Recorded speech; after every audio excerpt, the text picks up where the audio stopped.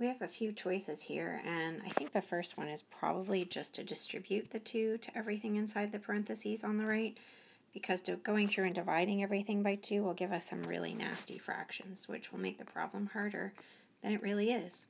So 2 times 6 is 12, and 2 times negative c is negative 2c, and then we have that plus 7c.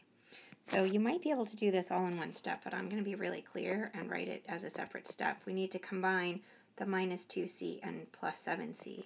So when we do that, it's going to be a plus 5c.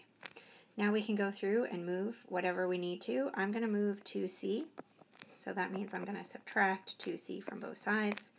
All that remains is a minus 3 on the left, and then I have 12 plus 3c on the right.